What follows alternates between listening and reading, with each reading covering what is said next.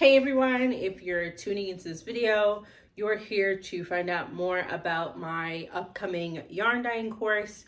And I hope in this video to answer all of your questions, go over some of the supplies that are not included, as well as details about the course, what we're going to be doing, and things that I'm actually going to include and offer so that you kind of know what you are heading up for.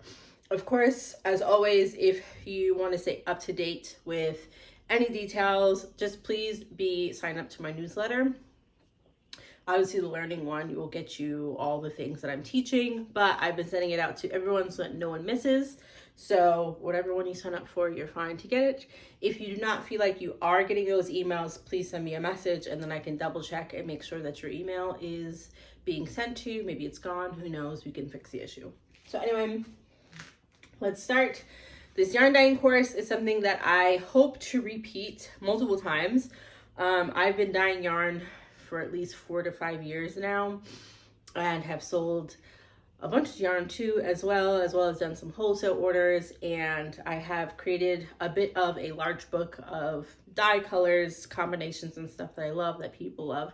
So I figured it was time to share that with you and teach you how to dye some of the colorways that I'm pretty much known for. Yes, that means that you're going to own those colorways and then be able to dye them up for yourself. So you never know, one of the colorways that's going to be featured in this course might have been a yarn that you missed out on, and now you're able to dye it again and again for yourself. If you are a little apprehensive, a little worried about dyeing yarn, I think this is going to be a great course for you because I'm going to go through each step, but that part is going to be pre-recorded. This is going to be like a two-parter. The actual recipes themselves are going to be recorded so that you can stop and go as you please, but then we'll have Zoom sessions where you get to watch me kind of dye and do my thing and follow along, maybe learn something new, ask a question, whatever floats your boat. But that's kind of just like the basis of it. If you had any worries, they're pretty foolproof in my opinion. I am going to provide the dyes so you don't have to go out and source and find what dyes you need and order from different companies. I'm going to take care of that part so you don't have to worry. For the most part, you're going to be getting all the things that you need. The supplies will be separate from the course because maybe you used to be a dyer and you want to get back in it, whatever floats your boat. If you have your own colors that you'd like to use and you don't want to use mine, that's also fine. Or maybe you already have the majority of the colors and you just need to get the yarn and you know how to get that. If you're someone who has your way of doing things, totally fine. You can just buy the course. If you're not, there's also that option where you can get the supplies and the course too. Just keep note that color theory does play a part, but I think the larger part with working with dyes is that not all of them are made as a primary color, which means that they might break in different colors. So the colors that I have combined and speckled with and used, I understand the way that they break and understand the look that I'm going for and achieving that. Just be sure to understand if you are getting your own dyes that those colors might not work well with certain other colors, even though you're trying to match it, if that makes sense. But anyway, let's move on. So I'm not going to provide everything in the course. So I'm going to tell you the things that you need to have on hand and get. I will happily supply a Amazon link to like a little storefront or something so that you can get the certain supplies that you need and offer some dimensions and things. Obviously you can modify to as much or as little as you want. This is just like the overall. So you will need a bucket of some kind to put your yarn in. I love these because these are actually collapsible. You need to be able to soak your yarn. You also need a way to put your kind of like dye wash liquid post your dyeing and then get those to soak as well. So you'll need that. You are going to need your own measuring cups. These are also pretty cheap on Amazon. You can mix your dye stock in a mason jar. I do that a lot, but pouring it and getting a precise pour where you want it just works better with a measuring cup. These can be thrifted. You could probably already have some on you. I recommend 4. If you don't have 4 and you only have 2 or 3, that's totally fine. Just make sure you're washing in between so that you get no contamination. You're gonna need a bunch of rags that you don't need that aren't special to you. If you have a couple old t-shirts, cut up the old t-shirts, not t-shirts, I should say towels. T-shirts aren't absorbent enough, but you are going to need something to handle your pots, your pans. You are going to need something to wipe up dye. I always like to put down a towel on whatever dye surface I'm using, even if it's my dye table, because dye is very small, and if some falls, you're not going to really see it unless you get the surface wet. So I put down a towel, do all my dye stuff, close that towel up, and then wash it separate. So that's what I like to do. You're going to need pans.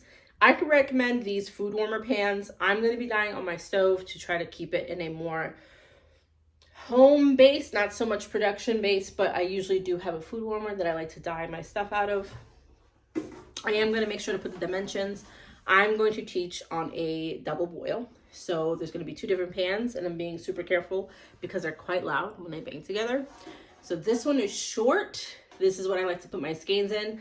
I prefer something like this because you need to be able to put your yarn in, lay it out, and then see it to dye it. You do not need one that has holes in it. If you're like, I really want to get really clean lines, you don't. It's just make sure you just don't use a lot of water, which I'll then teach you, so no worries about that. But I prefer this. And then here's the other one, right? This is obviously deeper. This is where I put my water. I have an electric stove. I do not have a fire stove, but either or would work. You're putting water in here, you're heating up your water, and then you're putting your pan on here and doing all of your dye work. I do not keep my stove on constantly. Once this is all nice and hot, my yarn's all nice and hot, excuse me, we're good to go. So these are the 2 things that I prefer that you have. Could you do this out of a pot? Technically speaking, you could. You have to be very careful because the risk of you burning your yarn does go up significantly. And you're not going to get such a clean kind of look if that's what you're wanting. You could also dye in saran wrap, where you lay out your saran wrap, you do your dye job there, you close it up, and then you steam it. Whatever you dye in, you're not going to use for food. I recommend that you do not use for food. But, you know, kind of work with what you have. If you're like, I don't really want to spend a lot of money, go thrift shopping and see what they have in the thrift shops, because maybe you could do a saran wrap dye, and I'll happily do a video on that as well. And you just get a steamer set from a thrift shop for like less than 10 bucks, and that works for you. However you want to adjust this to work for you, I'm totally fine with and totally happy to work with you, because this is something I want to be very accessible and very much for the home dyer, not so much for the person who's trying to go into production. The skill set is still the same, the dyes are still the same, the process is still the same, but there are some key things that do change between a home dyer and a person who's dying to like sell for a wholesale or a yarn shop or, you know, XYZ. You're also going to need a mask. I don't even know where mine is. I will be talking over, so there will be points that I will have to be unmasked so that you guys can hear me, hear all the instructions, but you do need a mask. There's a certain mask, I'll definitely put it in the link below, that you need when messing with dye powder. Once dye is suspended in water, you're fine, but when dye is out, those particles will get into your lungs.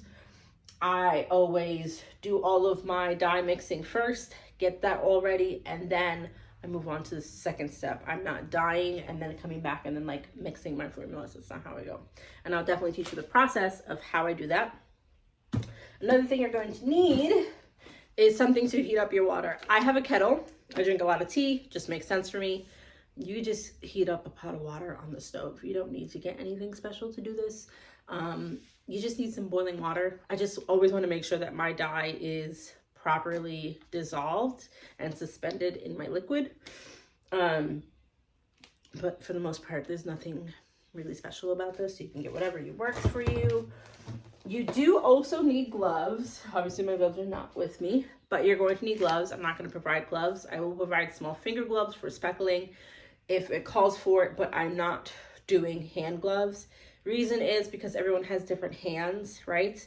Yeah, maybe you have a glove preference, maybe you have a size preference. So I do highly encourage you to go get your own gloves, or if you ever had a pair of like spare gloves, get those. You will be messing with yarn when it's wet.